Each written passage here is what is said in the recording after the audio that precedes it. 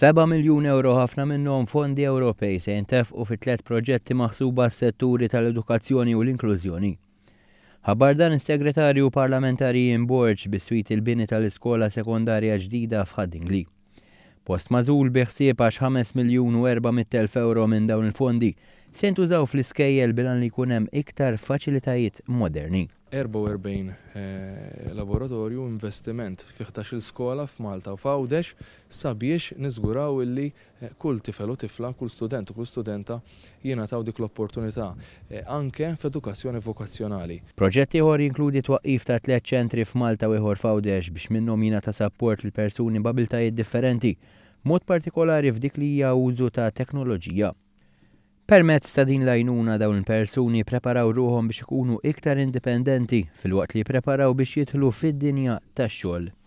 Biex ikun żgurat li persuni vulnerabbli integraw b'mod effettiv se jinbena ċentru fil-Marsa Mammar b'mod li minnu tingħata għajnuna psikoloġika, faċilitajiet ta' rikreazzjoni u spazju lill organizzazzjonijiet mhux governattivi biex jagħtu s-sapport tagħhom minn hemmhekk.